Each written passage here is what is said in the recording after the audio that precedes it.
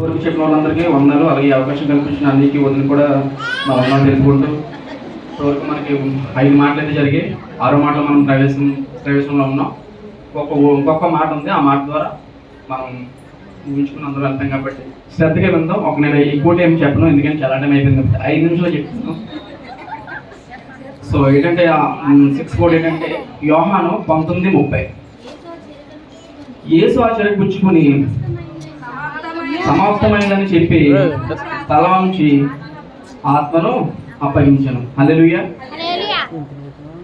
ఏంటి సమాప్తం అంటే యేసయ్య ఈ లోకానికి వచ్చిన తర్వాత ఆయన ఏదైతే కార్యాలు సఫలం చేశాడో తన తండ్రి చెప్తాడు, ఏమైనా యేసయ్య ఇది ఇంకా ఇట్ ఈస్ ఫినిష్, అయిపోయింది. నేను ఏదైతే వచ్చానో ఈ లోకానుసారంగా ఎవరినైతే రక్షించానో, స్వస్థపరచానో, నేను ఎవరినైతే ఆ దేవుని నడిపించానని చెప్పి దేవాదేవునికి యేసయ్యకి చెప్తున్నారు, ఏమని పని అయిపోయింది ప్రభువా, ఇది ఏదైతే నువ్వు నాకు ఇచ్చిన పని ఏది ఉందో ఆ పని నేను అవగొట్టేశానని చెప్పి యేసయ్యకి తల ఉంచి కూడా అంతటి కష్టంలో కూడా ఆయనకి యేసయ్యకి చెప్తున్నాడు. సో దీని ద్వారా మనం ఏం చేయాలి అంటే, మనకి ఏదైనా ప్రభు పని ఏదైనా అప్పచెప్పాడు అంటే ఏమైనా పని చెప్పు ఇలా రాని అని ఎవరు పిలవరు. ఎందుకంటే ఏంటి ఆ పని ఏంటంటే మనం ఎక్కువగా దేవుల్లో ఉంటున్నామా, లేదంటే ఆయన ఒక సన్నిధిలో మనం గడుపుతున్నామా, ఎక్కువ సమయాన్ని కేటాయిస్తున్నామా అన్నది ఇది ఒకటే మనం చూసుకోవాలి. ఎందుకంటే లోకానుసారంగా మనం జీవిస్తుంటే, ఎందుకంటే మనం లోకంలోనే ఉన్నాం, లోకాన్ని ఆశలు మనల్ని వేలెత్తి చూపితే అయినా సరే మనం దేవుణ్ణి ఆయన చూసుకుంటూ వెళ్తే మనకి ఎటువంటి ప్రాబ్లం ఉండదు. ఎందుకంటే యేసయ్య మనకు ఆల్రెడీ ఒక నిదర్శనంగా చెప్పడేమని, ఇది సమాప్తమైంది. సో మీరు కూడా అటువంటి స్థితిలో ఏదైనా వర్క్ చేసినప్పుడు సమాప్తమైందని చెప్తే కంప్లీట్ అయినట్టు ఒక వర్క్. ఎందుకంటే ఒక తాపమేస్త్రి చెప్తాడు, ఒక బిల్డింగ్ కన్స్ట్రక్షన్ అయిన తర్వాత ఇట్ ఈస్ ఫినిష్ అని చెప్తాడు. ఒక ఆర్టిస్ట్ని అడిగితే చెప్తాడు ఇట్ ఈస్ ఫినిష్, ఆ పని నేను కంప్లీట్ చేశాను. అలా ఎందుకు చెప్తారంటే గర్వంగా చెప్తారు, పని కంప్లీట్ చేశారు కాబట్టి గర్వంగా చెప్తారు. ఒక సంతీలు కట్టుకున్న వాళ్ళని చూడండి, వాళ్ళు అడుగుతారు అమ్మా ఎంత ఖర్చు అయిందంటే ఎంత అయిందమ్మా, అమ్మాయి అమ్మ ప్రాణం ప్రశాంతంగా ఉందమ్మా అంటారు. ఎందుకని వాళ్ళ కార్యాంతం ప్రారంభం వరకు కూడా ఎంత కష్టపడ్డారో వాళ్ళకి తెలుస్తుంది కాబట్టి వాళ్ళకి ఆ భారం తెలుసు. యేసయ్య కూడా ఆయన ఈ 33 సంవత్సరాలలో ఆయన ఆ చిన్న యేసుకి ఎంత కష్టపడ్డాడో యేసయ్యకి తెలుసు కాబట్టి యేసయ్య అంటాడు ఇట్ ఈస్ ఫినిష్ అంటాడు. ఐఎమ్ ఫినిష్ కాదు, నేను ఫినిష్ అవ్వలేదు, నువ్వు ఇచ్చిన వర్క్ మాత్రం ఫినిష్ అని చెప్పి యేసయ్య వాళ్ళకి చెప్పడం జరిగింది. అలాగే 2 రిఫరెన్స్లో చూసుకుంటే 1 యోహాను 17:4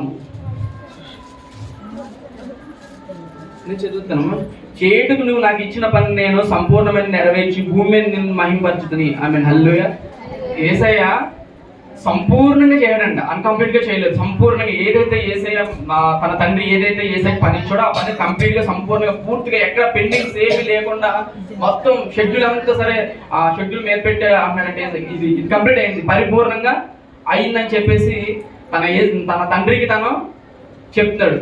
మనం కూడా ఏదైనా ఇచ్చినప్పుడు కూడా ఎంత మాత్రం ఆఫ్ కాకుండా పరిపూర్ణంగా మనం ఆ పని చేస్తున్న దేవుడు కూడా నీ యందు హ్యాపీగా ఫీల్ అవుతూ ఉంటాడు. ఎందుకంటే లోకం అంత మాయ మాట.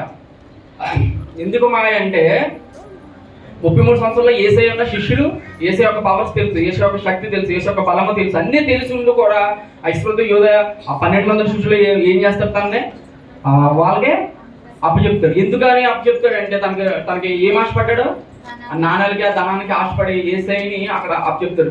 దేవుని యొక్క శక్తి అని తెలియదంటే తెలుసు, కానీ అయినా సరే ఇచ్చాడు. లోకానికి తెలియదా, అప్పటి వరకు దేవుడు ఎందుకు చేశాడు, స్వస్థతలు ఇచ్చాడు, అనేక మంది గుడ్డలకి చూపించాడు, ఎంతో మందికి ఎన్నో మేలు చేసి అన్ని చూసి ప్రజలు అన్ని చూసి కూడా ఆయన వాళ్ళందరూ కూడా ఏం కోరుతున్నారు, సిలువేయమనే కోరుతున్నారు. అంటే ఎంత మాయలో ఉన్నారు చూడండి. అంతా యేసయ్య అని తెలుసు, ఆయనతో నడిచారు, అన్నీ తెలుసు.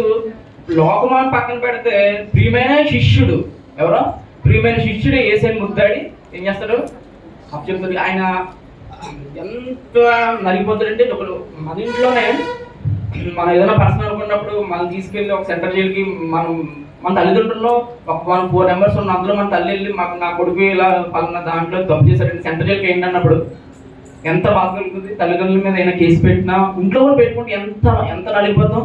మరి 12 మందిలో తన జీవితకాలంలో శిష్యులందరిలో కూడా ఎక్కడ వర్క్ చేసినప్పుడల్లా కూడా తిన కూడా తీసుకెళ్ళి నేను ఆయన ఎంత బాధపడతాడు అన్నది మనం ఆలోచించాలి. చాలా బాధ, ఎందుకంటే తనతో తిరుగుతూ తనతో ఉంటూ అన్నీ దీని ప్రక్రియ అతను ఏమైతే చేస్తాడో అవన్నీ తెలుసు కూడా ఏం చేస్తాడని శిష్యుడు వెళ్ళి గుర్తుపెట్టి అప్పు చెప్తారు. ఎంత ఏసైనా అలిగిపోతుంది, అయినా ఏసైకి తెలుసు ఇది ఎలా జరుగుతుంది. అయినా సరే ఆ బాధ ఎంత ఉంటుంది అన్నది మనకు తెలుసు.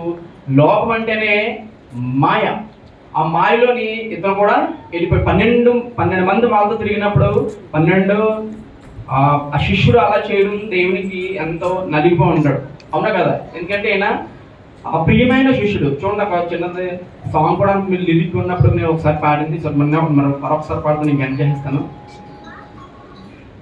మాయలోకం రా అన్న మాయలోకం రా, ఆశ చూపి మోసం చేసే పడులోకం రా. మాయలోకమే అమ్మ మాయలోకమే, ఆశ చూపి మోసం చేసే పడులోకం రా. ఎవరిని నమ్మినా అమ్ముకుంటారురా, మాటలతోనే చేతలతోనే. ఎవరిని నమ్మినా అమ్ముకుంటారురా, మాటలతోనే చేతలతోనే. మాయలోకమే అక్క మాయలోకమే, ఆశ చూపి మోసం చేసే పడులోకం రా. ప్రియమైన శిష్యుడే యేసును ముద్దాడి తుచ్చమది ముప్పది సులముల గంభీరే. ప్రియమైన శిష్యుడే యేసును ముద్దాడి తుచ్చమది ముప్పది సులముల గంభీరే. నీతో నడచిన వారే నిన్ను అమ్ముకుంటారురా, నీతో నడచిన వారే నిన్ను అమ్ముకుంటారురా. యేసయ్య వలె నీవు జయశాలిగా నిలుదురా, యేసయ్య వలె నీవు జయశాలిగా నిలుదురా. మాయలోకం రా అన్న మాయలోకం రా, ఆశ చూపి మోసం చేసే పడులోకం రా. హల్లెలూయా. శిష్యుని ప్రియమైన శిష్యుడు ముద్దాడి ఇచ్చినప్పుడు ఆయన ఎంత బాధపడతాడన్నదే నేను మీకు చిన్న షార్ట్ ఫిలింలో నీకు సాంగ్ ద్వారా పాడాను. నిజంగా ఆయన ఎంత బాధపడతాడన్నదే. ఎందుకంటే ఇంట్లో మనమే ఏదైనా చిన్న జరిగినప్పుడు మన ఇంట్లో చేశాడా అంటే చాలా ఫీల్ అవుతుంటాం. అలాంటిది ఆయనతో తిరుగుతూ ఆయన ఎన్ని చూసి ఆయన కార్యాలు చూశాడు, ఆయన స్వస్థతలు చూశాడు, ఆయన అన్ని చూసి కూడా ఇచ్చాడు. అది తట్టుకోలేక ఆయన ఏం చేసి వేసుకుని చనిపోయాడు. ఇవన్నీ ఎందుకంటే మనం రక్షణ పొందడానికే. ఏదైనా సరే మనం దేవుని దగ్గరికి వెళ్తాం, ఆయన ప్రాణం అర్పించాడు, ఏం చేశాడు అనుకుంటే ఆయన ఏం చేసినా మనం ఏం చేయాలంటే ఒక్క రక్షణ, ఇందాక బాగా చెప్పితే ఒక్క ఆత్మ మనం రక్షింపడాలి. సో ఒక ఆత్మ మనం రక్షింపడాలంటే మనం ఫస్ట్ ఆఫ్ ఆల్ మనం ముందుగా చర్చికి అన్ని విషయాల్లో ముందుగా మనం ఉన్నప్పుడు ఏం చేస్తాం, ఒక ఆత్మ కాదంటే ఎంతమంది అన్నా రక్షించడానికి మనం సిద్ధంగా ఉంటాం. ఎందుకంటే దేవుడు అంటాడు కదా, నిన్ను కొట్టవలసిన దెబ్బ ఆయన కొట్టారు, నువ్వు ఏడవలసిన ఏడుపు అంతా ఆయన ఏడ్చాడు, నీకు కావాల్సిన రక్షణ అంతా ఆయన కాదు, నిన్ను కొట్టవలసిన కొరడ దెబ్బలన్నీ ఆయన తిన్నాడు. నీ ద్వారా నా ద్వారా మనం చేసిన పాపాల ద్వారా ఆయన ఆ మండు టెంట్లో సిలువై ఏటుకు శిక్ష అనిపించడానికి కారణభూతుడై ఉన్నాడు. ఎందుకంటే నువ్వు రక్షింపబడతావు, నీ ద్వారా అనేక మంది రక్షింపబడతారని చెప్పి ఆయన రక్తాన్ని, ఒక మనిషికి 6 or 5 లీటర్స్ ఉంటుంది, మొత్తం అంతా కూడా ఆయన రక్తం అంతా కూడా ప్రతి బొట్టు కూడా ఒక్క చుక్క కూడా లేకుండా మొత్తం ఎంత అవుతుందో అంతా కూడా ఆయన రాల్చి వదిలాడు. ఎందుకంటే ఒక్క రక్తపు బొట్టు నువ్వు నేను ఒక డ్రాప్ కూడా ఆయన మనకే సరిపోదు. కాబట్టి ఇంకేమైనా మనం ఇంకా తప్పుదల చేస్తాయి, ఇక్కడితో మనం క్లోజ్ చేసి ఏసే యొక్క ఎన్నికలు నువ్వు నేను మనందరూ కూడా నడిచి ఒక్క ఆత్మను రక్షించడానికి మనం సిద్ధంగా ఉండి, ఇంకెవరైతే రక్షణ తీసుకోలేదో వాళ్ళని వెంటనే ఏ స్టైల్లోకి రక్షణ తీసుకోవాలని ఈ చిన్న వాక్యం దేవుడి శ్రమ ప్రమాద